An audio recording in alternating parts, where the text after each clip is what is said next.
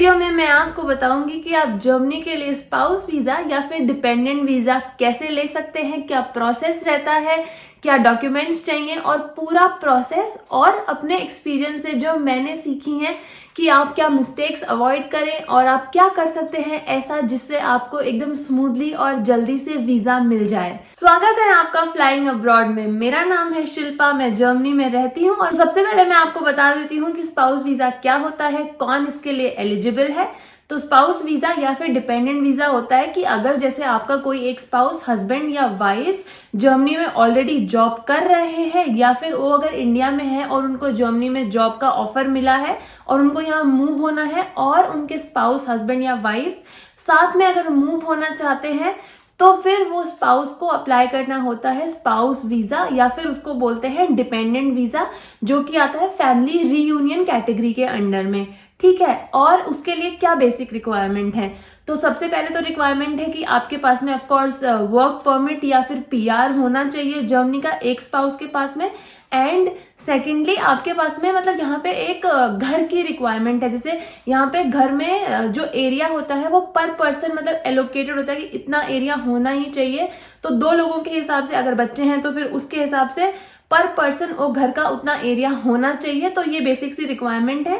अब आगे समझ लेते हैं कि क्या पूरा प्रोसेस रहता है इस वीजा को अप्लाई करने का और वीजा हाथ में आने में कितना टाइम लग सकता है और क्या ऐसी गलतियां हैं जो आप अवॉइड कर सकते हैं ताकि आपका वीजा रिजेक्ट ना हो। इस वीडियो में मैं आपको वो भी बताऊंगी, तो वीडियो एंड तक जरूर देखना क्योंकि हर एक स्टेप बहुत इंपॉर्टेंट है। और अगर आपने एक भी स्टेप मिस करी, मैं बता रही हूँ, अगर आपने एक छोटी सी भी गलती करी तो आपका वीजा रिजेक्ट हो सकता है, बिकॉज जर्मनी बहुत स्ट्रिक्ट है अपने स्पाउस वीजा को लेके या फिर कोई भी वीजा को लेके। तो ऐसे ही आसान नहीं है जर्मनी का वीजा मिलना।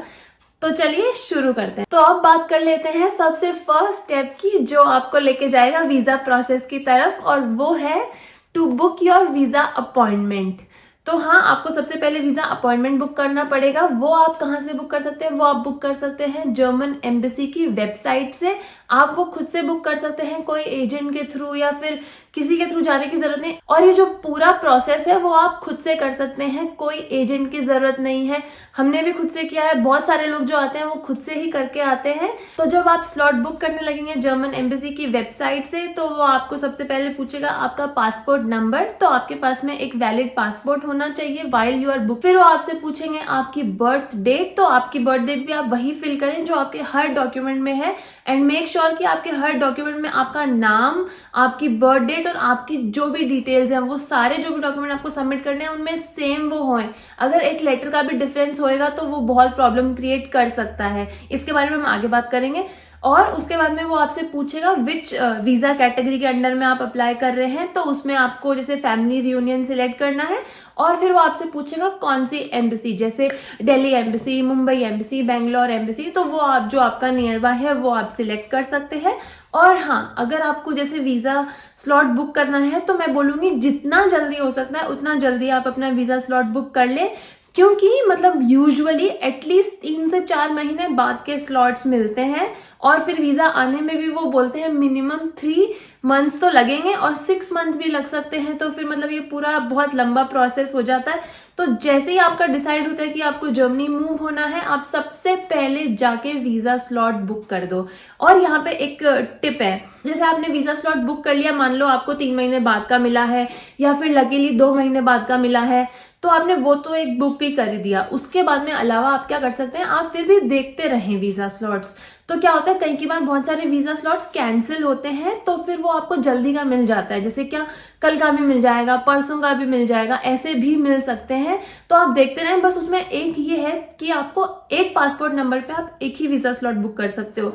तो नया वाला स्लॉट बुक करने के लिए आपको पहले वाला कैंसिल करना पड़ेगा। और ऐसा ना हो जाए कि कहीं वो भी निकल जाए हाथ से और ये भी बुक ना हो पाए, क्योंकि चुटकियों में स्लॉट्स निकल जाते हैं। तो हाँ, थोड़ा सा रिस्क है, बट अगर आपको अर्जेंसी है तो आप ये रिस्क ले सकते हैं। जैसे ही आपने अपने स्लॉट्स बुक कर लिए या फिर जब आपका डिसाइड हो गया कि आपको जर्मनी आना है, तो आप अपने डॉक्यूमेंट सारे ना प्रिपेयर करके रख लो। क्योंकि वही है, अगर 1 हफ्ते बाद का आपको अगर लकीली मिल जाए वीजा स्लॉट तो फिर ना डॉक्यूमेंट्स रेडी नहीं होंगे तो वो वेस्ट चला जाएगा। और आप अपना स्लॉट वेस्ट नहीं कर सकते। अगर आप किसी रीजन से नहीं जा पा रहे हो तो आप you make sure that you cancel that slot. अगर आप कैंसिल नहीं करोगे तो एम्बेसी आपको मतलब बैन कर देती है कुछ टाइम के लिए, एंड ये अच्छी बात नहीं रहेगी। सारे डॉक्यूमेंट प्रिपेयर कर लीजिए, बस एक डीडी आप छोड़ देना, क्योंकि एम्बेसी की वेबसाइट पे मतलब दी हुई होती है, एक रेट होती है अप्रोक्सीमेटली, आई थिंक 35,000 के अराउंड होता है, बट वो एग्जैक्ट नंबर होता है। जैसे यूरो की रेट फ्लक्चुएट करती रहती है तो फिर वो INR में चेंज होता रहता है थोड़ा बहुत। तो डीडी आप जैसे आपका अपॉइंटमेंट स्लॉट है उसके 1 या 2 दिन पहले ही बनवाएं और फ्रेश डीडी आप लेके जाएं। ऐसा नहीं है कि आपने हफ्ते 2 हफ्ते पहले डीडी बनवा के रख ली, वो फिर काम नहीं आएगी। आपका वीजा स्लॉट बुक हो गया है, अब आपको क्या करना है, अब आपको सारे डॉक्यूमेंट्स रेडी करने हैं। तो डॉक्यूमेंट्स में आपको एम्बेसी की वेबसाइट पे ही एक लिस्ट मिल जाएगी डॉक्यूमेंट्स की, जिसमें सारे डॉक्यूमेंट्स के नाम लिखे हुए होंगे। आपको वो सारे डॉक्यूमेंट्स लेके जाने हैं। तो उसमें फिर आपका आएगा वैलिड पासपोर्ट, आपका एप्लीकेशन फॉर्म, आपका डिक्लेरेशन फॉर्म, आपका कॉन्टैक्ट फॉर्म, आपकी पासपोर्ट की कॉपी और आपके सारे पासपोर्ट के पेजेस की कॉपी। मतलब जितने भी पासपोर्ट में पेजेस हैं सबकी आपको फोटोकॉपी करके लेके जानी है। आपके स्पाउस के पासपोर्ट के सारे पेजेस की कॉपी, फिर आपका रेजिडेंस परमिट, फिर आपका स्कूल सर्टिफिकेट, फिर आपका marriage certificate very important, and फिर आपका स्पाउस का जो हाउस कॉन्ट्रैक्ट है उसकी कॉपी, आपके स्पाउस की salary slip, and 4 passport pics in a German format. तो आप मतलब जाके और जब आप फोटो क्लिक करवाने जाए पासपोर्ट साइज में तो उनको बोलना जर्मन फॉर्मेट में फोटो क्लिक करें, या फिर आप देख के जाएं। तो उसके लिए जैसे मैट बैकग्राउंड होना चाहिए, 60% फोटो में आपका फेस होना चाहिए, ईयर्स तक विजिबल होने चाहिए, फेस पे कुछ आया हुआ नहीं होना चाहिए, जैसे बाल वाल आ रहे हैं वो सब नहीं होना चाहिए। तो बहुत सारे रूल्स हैं, तो वो भी आप देख के जाएं और उसके अकॉर्डिंग ही फोटो क्लिक करवाएं। तो हाँ ये सब, और फिर आपकी डीडी। तो ये सारे लिस्ट ऑफ डॉक्यूमेंट्स आपको लेके जाने हैं, और इन सब डॉक्यूमेंट्स के आपको 3 सेट बना के लेके जाने होते हैं। सारे एक ऑर्डर में अरेंज करो आप, एंड 3 डिफरेंट सेट लेके जाओ इनके। और साथ में मैं तो रेकमेंड करूंगी कि आप 4 सेट ले जाओ, plus do not staple all these documents, जैसे हैं रॉ फॉर्म में वैसे लेके जाओ। और मैरिज वेरिफिकेशन के लिए आप कुछ पिक्चर्स भी लेके जा सकते हैं आपकी शादी की, दिखाने के लिए कि ओके ये मतलब जो मेन रिचुअल्स होते हैं, जैसे मांग भरना अगर हिंदू मैरिज है तो ये सब जो मेन रिचुअल्स होते हैं उनकी आप 2 से 4 फोटोज भी लेके जा सकते हैं। और साथ में अपने सारे ओरिजिनल डॉक्यूमेंट्स जरूर लेके जाएं, वो बहुत इंपॉर्टेंट है क्योंकि वो वेरीफाई करेंगे वहां पे।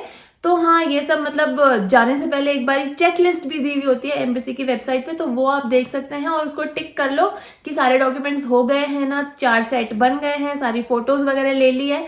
क्योंकि वहां पे अगर एक भी डॉक्यूमेंट मिसिंग होगा तो फिर प्रॉब्लम हो सकती है। और बहुत बारी ऐसा भी होता है कि आप ये सब डॉक्यूमेंट्स ले गए, आपने वहां सबमिट कर दिया, उसके बाद में मीनवाइल उनको अगर कोई और डॉक्यूमेंट एडिशनल जो वैसे लिस्ट में नहीं होता है बट उनको ऐसा लग रहा है कि उनको ये डॉक्यूमेंट आपका देखना है, तो वो मांग सकते हैं। उसके लिए आपको मीनवाइल प्रोसेस के बीच में मेल आ जाएगा या फिर कॉल भी आ सकता है, तो वो डॉक्यूमेंट फिर आप उनको जैसे भी वो मांगे मेल कर दो या फिर पोस्ट से भेजो, वो चीज आप कर सकते हैं। उसके बाद में फिर आएगा आपका वीजा इंटरव्यू डे, मतलब द डी डे। ठीक है, तो वो दिन कैसा होता है वो भी मैं आपको बताती हूँ। जैसे फॉर एग्जाम्पल अगर आपका 9 बजे का सुबह का स्लॉट है तो आप मतलब मेक श्योर कि एटलीस्ट 30 से 45 मिनट पहले आप पहुंच जाओ। टाइम प्लीज एक्स्ट्रा लेके चलें क्योंकि आपको जो स्लॉट मिला है आपको उसी में अंदर जाने को मिलेगा। अगर आप लेट हो गए तो फिर एंट्री नहीं मिलेगी। तो ऑलवेज मेक श्योर कि टाइम से पहले पहुंच जाओ। उसके बाद में जैसे आप वहां पहुंच जाएंगे, जैसे मेरा दिल्ली एम्बेसी था तो मैं दिल्ली एम्बेसी पहुंच गई थी, वहां पे ऑलरेडी बहुत लोग आए हुए थे। फिर आप जब गेट पे जाते हो तो वहां पे सिक्योरिटी जैसे चेक होता है, आपका बैग चेक होता है। पहले एक फर्स्ट चेक होता है, वो आपका मतलब अपॉइंटमेंट लेटर देखेंगे, फिर वो आपसे पूछेंगे सारे डॉक्यूमेंट्स वगैरह है ना, फिर वो आपको एक मतलब टोकन दे देंगे। तो जब आपका एग्जैक्ट आपका टाइम आएगा, जैसे 9 बज गए, तो वो आपको फिर बुलाएंगे। फिर आप मतलब एम्बेसी के अंदर जाते हो। तो दिल्ली एम्बेसी का मैं बता सकती हूँ, मैं अंदर गई थी गेट के, और मतलब एक तो होता है एम्बेसी के अंदर घुसते ही आगे उनका जैसे मुझे रूम वगैरह दिख रहे थे, प्रॉपर जो मेन ऑफिस था, बट वहां तक मुझे जाने को ही नहीं मिला था। तो गेट से अंदर जाते ही वहां पे और एक छोटा सा कैबिनेट बने हुए होते हैं, आई थिंक 3 से 4 वहां पे लोग बैठे थे, हमारे इंडिया के ही लोग होते हैं। ऐसा मैं भी ऐसे सोच के गई थी कि जर्मनी के लोग मिलेंगे या वहां के ऑफिसर्स मिलेंगे, पूरा इंटरव्यू होएगा और मतलब कैसा होएगा। मैं ऐसे पूरा ऐसे हवा था दिमाग में कि क्या होने वाला है, बट वैसा कुछ नहीं था। मेरी एक मतलब बहुत स्वीट सी लेडी थी, उन्होंने मेरा इंटरव्यू लिया था। फिर उसके बाद में मतलब आप जाते हो तो वो आपको बुलाती हैं और फिर वो आपको बोलती हैं कि ठीक है ये सब डॉक्यूमेंट्स को मुझे इस ऑर्डर में आप अरेंज करके दो। तो वो आपको एक ऑर्डर बताती है, फिर उस आपको 5 मिनट दिए जाते हैं, आप उस ऑर्डर में बैठ के वहां पे अपने डॉक्यूमेंट्स को अरेंज कर लो। फिर वो आपको बुलाते हैं, ठीक है, फिर वो आपको बुलाएंगे, फिर वो आपके सारे डॉक्यूमेंट्स मतलब चेक करेंगे, जो उनको चाहिए वो ले लेंगे। एंड उसके बाद में फिर जैसे वो आपसे ना क्वेश्चंस पूछेंगे बहुत सारे, तो मुझे ऐसा लगता है कि वो चेक करते हैं मतलब कि फेक मैरिज तो नहीं है या फिर आप फ्रॉड करने की कोशिश तो नहीं कर रहे हैं। तो फिर वो आपसे जैसे क्वेश्चन पूछे, जैसे मुझसे पूछा था कि मेरे हस्बैंड कब से हैं जर्मनी और वो क्यों गए थे, कब उनकी जॉब लगी थी और उनकी बर्थ डेट क्या है, फिर हमारी शादी की डेट क्या है और हमारी शादी कहाँ हुई, कितने लोग आए थे। और वो ना ये भी पूछेंगे आपसे कि आपका मतलब है ना आप प्रेग्नेंट तो नहीं हो, आपके कोई बच्चा तो नहीं है, आपके स्पाउस के कोई बच्चा तो नहीं है। मतलब ये सब क्वेश्चंस मुझे बहुत वियर्ड लगे थे कि मतलब ऐसा क्यों पूछ रहे हो आपके, मेरे तो कोई बच्चा नहीं और मेरे स्पाउस के भी कोई बच्चा नहीं, मतलब मेरे नहीं है तो उनके भी नहीं होगा ना। बट वो मतलब वही है, उनको सारे चेक करने होते हैं कि अच्छा पहले कोई शादी हो रखी हो, बच्चा हो, मतलब वो सारी पॉसिबिलिटीज चेक करते हैं। तो वो ये सब वियर्ड क्वेश्चंस भी पूछेंगे। और हाँ, वो ना सारे क्वेश्चंस नोट करते हैं। वो ना पूरी मतलब मुझसे तो ना पूरी स्टोरी पूछी थी कि कौन सी डेट को मतलब आपकी शादी फिक्स हुई, कैन यू इमेजिन, और उसके बाद में फिर कब शादी हुई। तो बहुत सारे ऐसे क्वेश्चन पूछे एंड वो पूरा लिख रही थी, मतलब एक पूरा व्हाइट शीट वो लेके बैठ जाते हैं A4 और पूरा लिखते हैं हर चीज कि ओके ये चीजें इन्होंने बोलनी है, क्योंकि आगे फिर मैरिज वेरिफिकेशन जब होएगा या फिर जो आपके डॉक्यूमेंट्स में अगर आपने कुछ चीजें जैसे मैरिज की डेट और ये वो जैसे स्पाउस कब से है जर्मनी में, तो वो सारी चीजें मतलब वो डबल चेक करते हैं कि आपको पता तो है ना आपका पति है, तो उसी से मतलब श्योर होता है कि हाँ सही है चीज। और वैसे तो हाँ मतलब वही है, ये सब चीजें वो पूछेंगे। तो इन सब क्वेश्चंस के लिए आप प्रिपेयर होके जाओ और थोड़ी बहुत मतलब पता करके जाना अपने स्पाउस के बारे में चीजें। जरूरी नहीं है पूछे हर बार, जैसे मुझसे पूछा था तो इसलिए मैं अपना एक्सपीरियंस शेयर कर रही हूँ। उसके बाद में फिर मतलब वही है 15 मिनट लगते हैं, वो आपके पूरे डॉक्यूमेंट वगैरह चेक कर लेते हैं। वो आपसे बोलेंगे कि आपकी शादी की अगर कुछ फोटोज लेके आए हो तो वो आप दिखा दो। तो वो ना मतलब अगर आप एक्स्ट्रा फालतू की फोटो लेके जाओगे वो नहीं देखना प्रेफर करते हैं, वो सिर्फ मेन जो सेरेमनीज की फोटो होती है वो आपसे मांगेंगे। जैसे मैंने उनको एंगेजमेंट की और वेडिंग की सारी दे दी थी, तो और मैं ना जैसे मांग भरते हैं वो मैंने नहीं दी उनको पहले, तो उन्होंने स्पेसिफिकली मांगा कि वो वाली दिखाओ। तो फिर वो सारी फोटोज उनको देनी होती हैं आपको। और हाँ ऐसा रहता है फिर आपका दिन। वो आपके पासपोर्ट पे एक सील लगा देते हैं, बारकोड टाइप सील होती है मतलब, तो वो आपको हटानी नहीं है जब तक आपको आपका वीजा नहीं मिल जाता और पूरा प्रोसेस नहीं हो जाता सब। और हाँ इनिशियली आपको 3 मंथ्स का वीजा मिलेगा, ठीक है। उसके बाद में आप जब जर्मनी आ जाओगे फिर आपको यहाँ के फॉरेन ऑफिस में जाके आपको वीजा एक्सटेंड करवाना होता है, फिर वो आपको मतलब पूरा लॉन्ग टर्म वीजा दे देते हैं। तो उसका प्रोसेस अलग है, उस पर हम कभी और बात करेंगे। तो आप वो चीज नहीं हटाएं। प्लस वो आपसे वहां पे ये भी पूछेंगे कि आपको अगर वीजा से रिलेटेड कोई भी इंफॉर्मेशन है तो वो आपको किस फॉर्म में कांटेक्ट करें कि वीजा आ गया है या फिर कुछ भी चाहिए। तो वहां पे आप अपना पोस्ट के वाया भी ऑप्शन दे सकते हैं या फिर आप ईमेल पे दे सकते हैं। तो जैसे मैंने अपना ईमेल आईडी वहां पे लिख दिया था फॉर्म में कि आप मुझे ईमेल कर सकते हैं कि ओके मेरा वीजा आ गया है। और वो आपको बोलते हैं स्पेसिफिकली, वो बोलते हैं आपको कि 3 महीने से पहले परेशान मत करना, क्योंकि लोग वही ना पूछने लग जाते होंगे कब आएगा वीजा, क्योंकि वो लोग बोलते हैं कि 3 महीना मिनिमम लगेगा। हाँ 3 महीने से ज्यादा हो गया है उसके बाद में आप उनको कॉल ईमेल करके तंग कर सकते हैं, उसके पहले वो बिल्कुल एंटरटेन नहीं करेंगे। तो हाँ वो आपको यही सब बोल के एंड फिर वही आप फिर आ सकते हो अपने घर। तो ये तो था प्रोसेस कि अगर आपका एक स्पाउस ऑलरेडी जर्मनी में रह रहे हैं और आप इंडिया से अप्लाई करके उनको ज्वाइन करना चाह रहे हैं, और अगर इन केस जैसे आप दोनों ही इंडिया में हो और दोनों को एक साथ आना है, जैसे किसी एक को जॉब मिल गई या फिर आप दोनों ने इंडिया से जॉब ले ली है और आप फिर साथ में ट्रैवल कर रहे हो, तो फिर आप अपने वीजा स्लॉट्स मतलब साथ में बुक कर सकते हो और फिर आप साथ में भी फ्लाई कर सकते हो, वो भी पॉसिबल है। और यहाँ पे फिर एक चीज होती है कि आपका जो स्पाउस अगर जर्मनी में है तो यहाँ के ऑफिसर्स भी मतलब उनसे कुछ डॉक्यूमेंट्स मांगते हैं। तो यहाँ पे मैं आपको एक बहुत अच्छी सी ट्रिक बता देती हूँ। तो आप क्या कर सकते हैं, आपका स्पाउस ना जैसे जर्मनी में ना बहुत पेपर वर्क है अभी भी, तो यहाँ पे हर चीज़ ना पोस्ट से आएगी, फिर आपको वो डॉक्यूमेंट्स पोस्ट से भेजने हैं, तो उसमें आपके 2 से 3 हफ्ते मतलब ऐसे ही वेस्ट हो जाएंगे। तो ऐसा नहीं है, दिल्ली में जैसे बिल्कुल एंटरटेन नहीं करते, कॉल नहीं कर सकते, कुछ नहीं बताते, वैसा नहीं है यहाँ पे आप जाके मतलब अपने वीज़ा ऑफिसर के पास में जा सकते हैं और उनसे स्टेटस भी पूछ सकते हैं और आप जाके खुद भी अपने डॉक्यूमेंट सबमिट करके आ सकते हैं। तो जर्मनी में वो आपके स्पाउस से पूछेंगे उनका जॉब कॉन्ट्रैक्ट, उनकी सैलरी स्लिप, उनका हाउस कॉन्ट्रैक्ट और आपका जो मैरिज सर्टिफिकेट है उसकी जर्मन ट्रांसलेटेड कॉपी, तो वो आप यहाँ पे किसी भी ट्रांसलेटर से करवा सकते हैं। और फिर वो एक जैसे यहाँ के राउट हाउस जो होते हैं, जो मतलब म्यूनिसिपैलिटी ऑफिस के जैसे होते हैं, वहां से जाके आपको एक फॉर्म लेना पड़ेगा। उस पर फिर आपको मतलब ये स्टेट करना पड़ेगा कि ओके जो आपके स्पाउस हैं वो भी आपका जो हाउस है उसमें आपके साथ रहेंगे, एंड फिर वो आपको आपके लैंडलॉर्ड से साइन करवाना होएगा, तो वो भी आपको सबमिट करना होगा यहाँ पे जो फॉरेन ऑफिस है उसमें। तो उसमें आप मतलब जाके, जैसे मेरे केस में हमने क्या किया था, मेरे हस्बैंड ने जाके वो पहले ही सबमिट कर दिया। तो जैसे ही इंडिया से क्वेरी आती है जर्मनी, फिर जैसे ही इंडिया से यहाँ पे डॉक्यूमेंट्स आते हैं तो फिर वो उनके पास में ऑलरेडी फाइल होती है, तो वो मतलब 2 से 3 हफ्ते आपके सेव हो जाते हैं और फिर आपका वीजा मतलब आपको 2 से 3 हफ्ते जल्दी मिल जाएगा। तो ये चीज आप जरूर कर सकते हैं। उसके बाद में फिर आती है अनदर इम्पॉर्टेंट स्टेप, जो बहुत लोगों को मतलब ऐसे लगता है कि उसमें क्या होता है, क्या पूछते हैं, क्या करते हैं, विच इज मैरिज वेरिफिकेशन। तो मैरिज वेरिफिकेशन में क्या होता है वो भी मैं आपको बता देती हूँ। बहुत सीरियस सा एक प्रोसेस होता है, मतलब ऐसा लगता है कोर्ट की हियरिंग चल रही है आपकी। तो फिर जैसे जब आपका अपॉइंटमेंट हो गया है एम्बेसी के वहां पे, उसके बाद में आई थिंक मेरे केस में 1 महीना लगा था। 1 महीने के बाद में मतलब एक कोई ऑफिसर होते हैं जो आपके घर पे आते हैं, वो मतलब एम्बेसी की तरफ से ही होते हैं, तो वो आपके घर पे आएंगे और फिर वो आपका मैरिज वेरिफिकेशन करते हैं। तो जैसे हमारे घर पे जो ऑफिसर आए थे वो वैसे तो बहुत स्वीट थे, बट वही है, उन्होंने मतलब पूरी ऐसे जान पहचान और तहकीकात नहीं करते, वो करी थी पूरी। तो उसमें ऑफकोर्स वो आते हैं, फिर वो आपसे पहले तो पूरी फैमिली को आपको बुलाते हैं, आप उनके साथ में बैठते हो, फिर वो आपसे ना जो आपसे एम्बेसी ने पूछे थे वही सब चीजें और उससे भी ज्यादा डिटेल में चीजें पूछते हैं आपकी शादी के बारे में। वही कि आपकी शादी कैसे हुई, आप कब मिले, कहाँ मिले, कब, कौन से दिन आपकी शादी फिक्स हुई थी, कौन से दिन आपकी एंगेजमेंट थी, कब आपकी शादी थी, आपके बच्चे तो नहीं है ना, एंड यही सब क्वेश्चंस।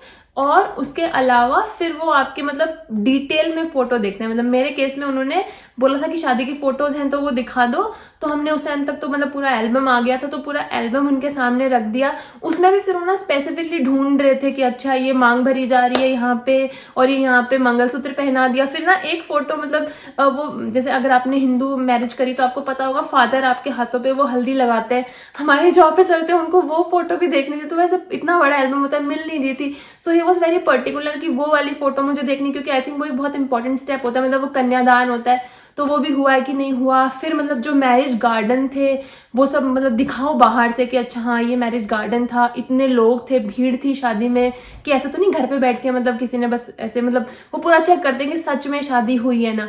उसके अलावा भाई वो पड़ोसियों को भी बुलाते हैं कि आप 2-4 पड़ोसियों को बुलाओ और फिर वो उनसे भी पूछते हैं, पड़ोसी या फिर मतलब कोई भी रिलेटिव जिन्होंने आपकी शादी अटेंड करी हो और जो गवाही दे पाए कि हाँ इनकी शादी हुई थी और मैं इनकी शादी में था।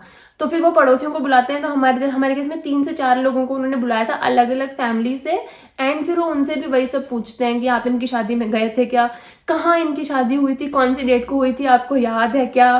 तो ये सब चीजें वो पूछते हैं। उसके बाद में मतलब मैं अपने केस में बता सकती हूँ, वो हमारी शादी की जो वेन्यू थी, दोनों एंगेजमेंट की वेन्यू अलग थी, वेडिंग की अलग थी, तो वो दोनों वेन्यू पे गए थे पता है। और फिर वो वेन्यू में जाके वहां के रजिस्टर में भी उन्होंने देखा कि इनकी शादी की एंट्री है क्या, इनकी शादी की मतलब जो स्लिप्स होती हैं, अच्छा कि ये बुक हुआ था वेन्यू, बिल्स, वो उन्होंने दिखाए। तो इतना तक भी उन्होंने किया था। उसके बाद में फिर वही सेम ऑफिसर आपके स्पाउस के घर पे भी जाते हैं और ये सेम चीजें आपके स्पाउस के साइड से भी होती हैं। और फिर वो मतलब मेरे साथ तो ये चीज हुई थी, आपके साथ भी हो सकती है। तो उन्होंने जैसे मुझसे ना ये तक भी पूछा था कि आपने मतलब पैसे के ट्रांजैक्शंस कर रखे हैं क्या, मतलब वो ये देखना चाहते हैं कि जैसे इंडिया में होता है कि हस्बैंड अपनी वाइफ को मतलब मंथली एक्सपेंस देता है, तो वो हो रखा है क्या, या फिर मतलब नहीं, अगर ये एक और पक्का सबूत हो जाएगा कि हाँ पैसे का लेना देना भी हो रहा है आपस में, तो हाँ these people are like involved. तो लकीली मतलब भैया सचिन ने मेरे शॉपिंग बिल्स भर रखे थे थोड़े बहुत, तो जस्ट किडिंग। तो हाँ मतलब हमारे बीच में ट्रांजेक्शन्स हो रखे थे थोड़े बहुत पैसे के, तो वो हमने फिर मतलब बैंक का स्टेटमेंट डाउनलोड करके उनको दिखा दिया। एंड यू वोंट बिलीव, उन्होंने शादी की फोटोज तो देखी भाई, उन्होंने ये भी पूछा कि शादी के बाद में मतलब साथ में रहे हो, कहीं घूमने गए हो तो वैसी भी फोटोज हैं क्या। मतलब लिटरली उन्होंने पूरा फोन का गैलरी स्क्रॉल कर लिया था मेरा तो, कि हाँ भाई, फिर मुझे ऐसा दिखाना पड़ रहा था उनको प्रॉपर कि हाँ ये शादी के बाद में मतलब इनके घर लंच पे गए थे, ये यहाँ रेस्टोरेंट में गए थे। तो ऐसा वो पूरा चेक करते हैं कि मतलब आप लोग मतलब आपकी शादी ऐसे पक्की है ना, और आप पूरा साथ में रहे हो ना, क्योंकि मतलब आई थिंक फ्रॉड्स भी होते होंगे, तो वो उसी चीज को अवॉइड करने के लिए ये सब करते हैं। तो हाँ बहुत स्ट्रिक्ट होता है मैरिज वेरिफिकेशन का प्रोसेस, तो इसलिए प्लीज अपनी डेट्स वगैरह सब ध्यान में रखें और सब अच्छे से सोच के बताएं, क्योंकि मैंने ऐसा देखा है यहाँ पे कि अगर आपने एक भी चीज अलग बोल दी हस्बैंड या वाइफ ने, तो आपका वीजा रिजेक्ट हो सकता है उस बात पे भी कि आपके हस्बैंड ने तो ये बोला और आपने ये बोला, मैच नहीं किया, वीजा रिजेक्टेड। तो इसलिए आप छोटी सी भी गलती अवॉइड नहीं कर सकते हो। और हाँ एक चीज मुझे और ध्यान में आई, तो अगर आपके डॉक्यूमेंट में जैसे अगर आपके नाम में कोई गलती नहीं हो सकती, बट अगर जैसे कोई फैमिली में जैसे मेंबर्स के नाम होते हैं, मम्मी का नाम कहीं होता है, फादर का नाम कहीं होता है, उसमें जैसे मेरे केस में था कि एक दो स्पेलिंग्स थोड़ी कुछ डॉक्यूमेंट्स में ऊपर नीचे थी, तो उसमें फिर आप ना नोटरी करवा के लेके जा सकते हो कि ये दोनों पर्सन एक ही हैं, और ये वो just on the safer side. ये बहुत ही रेयर केस है मतलब, लेकिन मैं आपको बता देती हूँ कि उस केस में आप फिर ये कर सकते हो, ठीक है। तो फिर ऐसे होता है आपका मैरिज वेरिफिकेशन प्रोसेस, दोनों स्पाउस के साइड में यही रहता है। एंड वो अगेन आपसे फिर ये भी पूछते हैं कि आपके मतलब किड्स वगैरह हैं कि नहीं है। और पता है मतलब ये तो जैसे मैं नए मैरिज का सिनेरियो बता रही हूँ, बट अगर जैसे आपकी ना पुरानी शादी है, बहुत सालों से आप इंडिया में साथ रहते हुए हो, आपके ऑलरेडी किड्स हैं, बट स्टिल वो आपसे यही सब क्वेश्चंस पूछते हैं, फिर भी वो आपकी शादी के मतलब डॉक्यूमेंट्स वगैरह देखेंगे और पूरा वेरीफाई करेंगे। ऐसा नहीं कि ये सिर्फ मतलब न्यूली वेड्स के लिए, यही सेम प्रोसेस है जो सबके लिए यही अप्लाई होता है। फिर उसके बाद में जैसे आपकी वेरिफिकेशन हो गई, उसके बाद में तो फिर आपको वेट ही करना होता है कि कब आपका वीजा आएगा। और उसमें मतलब जैसे बीच में अगर उनको कोई और इन्फॉर्मेशन चाहिए होती है, कुछ और पूछना होता है, तो आपको कॉल भी आ सकते हैं। जैसे मेरे को 2 बारी कॉल आए थे, मेरे वेरिफिकेशन ऑफिसर जो आए थे एम्बेसी ने उनको कांटेक्ट किया होगा, फिर उन्होंने मुझे कांटेक्ट किया, कुछ मतलब डिटेल्स पूछनी थी उनको कि अच्छा उस दिन का वो ये वो पता नहीं क्यों वो पूछ रहे थे, तो फिर मैंने वो उनको बता दी थी। तो हाँ ये चीज भी हो सकती है, तो उसके लिए भी आप प्रिपेयर्ड रहें। एंड देन होता है फाइनल स्टेप विच इज आपका वीजा अप्रूवल का मेल। तो जैसे मतलब अगर 2 से 3 महीने हो जाते हैं, आपका वीजा का पूरा प्रोसेस कंप्लीट हो गया और सब अगर सही से रहा, तो फिर आपको आएगा वो मेल जिसका आपको इंतजार होता है। तो उसमें आपको एक ईमेल आता है कि ओके आपका वीजा अप्रूव हो चुका है, आप अपने नियर बाय वीएफएस में आपका पासपोर्ट दे सकते हैं स्टैंपिंग के लिए, और फिर आपका वीजा मतलब आपको मिल जाता है। तो इस केस में आपको एम्बेसी जाने की जरूरत नहीं है, फिर आप अपने नियरेस्ट जो भी आपका वीएफएस ऑफिस है आपके सिटी में या कोई नियर बाय सिटी में, वहां पे जाके आप अपना पासपोर्ट दे सकते हैं। और फिर वहां पे भी 2 ऑप्शन है, आप मतलब 7 से 10 दिन वो मांगते हैं, तो आप इधर तो उनको ये बोल सकते हो कि हम 7 से 10 दिन बाद में आके कलेक्ट कर लेंगे हमारा पासपोर्ट, या फिर कुछ थोड़ी सी एडिशनल फीस होती है और फिर वो आप उनसे कुरियर भी करवा सकते हो अपने घर। तो हाँ, और फिर आपको वहां पे आपको साथ में, और जब आप अपना पासपोर्ट स्टैंपिंग के लिए देंगे तो उस टाइम पे वो आपको आपकी ट्रैवल इंश्योरेंस भी मांगेंगे, तो फिर वो भी आपको साथ में करवा के लेके जानी पड़ेगी। और जब आप अपना पासपोर्ट स्टैंपिंग के लिए देंगे तो साथ में वो आपको इनिशियल 3 मंथ्स की ट्रैवल इंश्योरेंस भी मांगेंगे, तो वो भी आपको साथ में लेके जानी पड़ेगी और वहां पे उनको देनी होगी। एंड उसके बाद में बस 7 से 10 दिन का इंतजार और आपको मिल जाता है आपका वीजा। और फिर जो आपको वही है, आपको 3 मंथ्स का वीजा मिलेगा, वो आपके पासपोर्ट पे ही एक पेपर पे स्टैम्प होके आता है। फिर आप जब जर्मनी में आते हो तो वो 3 महीने के लिए वैलिड होता है, फिर वो आपको यहाँ के जर्मनी के फॉरेन ऑफिस में जाके और एक्सटेंड करवाना होता है, और फिर वो आपका पूरा लॉन्ग टर्म वीजा मिल जाता है आपको। इसका भी प्रोसेस मैं आपको बताऊंगी अपने आगे के वीडियो में। और आई होप आपको ये वीडियो अच्छा लगा हो, ये आपके लिए हेल्पफुल हो। अगर ये वीडियो हेल्पफुल रहा है तो प्लीज मेरे इस वीडियो को लाइक जरूर कर दे, और अगर आपकी कुछ और क्वेरीज है तो आप कॉमेंट्स में पूछ लीजिए।